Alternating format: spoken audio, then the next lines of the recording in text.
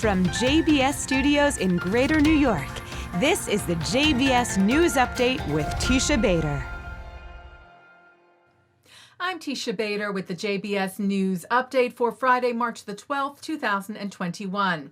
The final votes of Israeli embassy staff abroad for Israel's next round of national elections have been cast. Early voting for Israeli diplomats and employees of some 100 embassies and missions around the world, including for the first time ever at Israeli diplomatic posts in Morocco, Bahrain, and in Abu Dhabi and Dubai in the United Arab Emirates, began Wednesday. The first ballots cast in New Zealand and the last at the consulates in California, in San Francisco, and Los Angeles yesterday. Israel's Consul General of Los Angeles, Hillel Newman, shared video as he cast his vote. More than 4,000 representatives of the State of Israel, civil servant workers and envoys vote for the next Israeli parliament. This is a display of the strength of our democracy, the one and only democracy in the Middle East. We hope and pray for a stable government that will continue the wonderful positive trend of innovation, ingenuity, and normalizing of relations between Israel and the Arab world. Shalom. Israel's national elections for the 24th Knesset are on March the 23rd. Israel's Navy conducted a joint operation this week in the Mediterranean, the annual International Noble Dina, where the IDF tweeted Israeli Navy vessels simulated different scenarios alongside Greek, French, and Cypriot fleets and strengthened the cooperation between the navies. The White House released a statement yesterday after its first virtual meeting of the U.S.-Israel Strategic Consultative Group held under the Biden administration.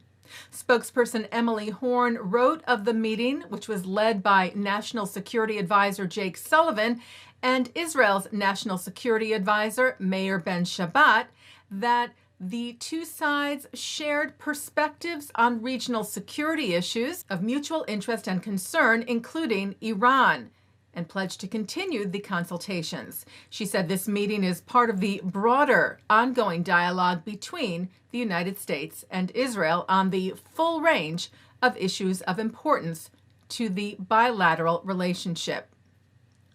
Earlier this week, U.S. Secretary of State Antony Blinken called on the Iranian government to provide credible answers to the fate of Jewish former FBI agent Bob Levinson on the 14th anniversary of his abduction on the island of Kish in Iran, and to immediately and safely release all U.S. citizens who are unjustly held captive there. Levinson is presumed dead, but Blinken stressed that his case was not closed and he was not forgotten. The leaders of the Conference of Presidents of Major American Jewish Organizations echoed Blinken's call to Iran, writing, "We join the U.S. government in calling on the Iranian regime to provide information about what became of Levinson and to release all American prisoners being held in captivity." Also commending the Biden administration for its sanctioning of two officials of the Iranian regime, both members of the Islamic Revolutionary Guard, barring them and their families entry to the United States, an announcement which was made on the anniversary of Levinson's disappearance. A basketball player was suspended and fined for using an anti-Semitic slur online. The NBA fined the Miami Heat's Meyers Leonard $50,000 after he was heard using the derogatory term for someone Jewish while playing a video game on a live stream. Leonard had apologized, saying he did not know what the word really meant. CEO of the Anti-Defamation League, Jonathan Greenblatt, tweeted that he held a conversation with the basketball player. He said, "We know he plans to educate himself and work toward combating hate and ignorance." Leonard is also being mandated to take part in a cultural diversity program. Jewish NFL player Julian Edelman posted an open letter to Leonard on social media, saying that he believes his use of the word was not done out of hate, but out of what he called casual ignorance. which Edelman said can be very destructive. And he invited Leonard to join him for a Shabbat dinner. Steven Spielberg reportedly has a new project, a movie inspired by his own life. Deadline reports that the iconic Jewish filmmaker will next direct and co-write a film loosely based on his own childhood growing up in Arizona, where he moved to at the age of 11 from Ohio. The report also says that Jewish award-winning playwright Tony Kushner will work with Spielberg on the script. Israeli singer Eurovision winner Netta Barzilai will be a judge on the new season of The X Factor Israel. She will be joined on the talent show by one of the most well-known reality talent show judges, Simon Cowell, who it was announced back in December would be on the new season of The X Factor Israel, his first time appearing on a version of the show, which he created outside of the UK and the US.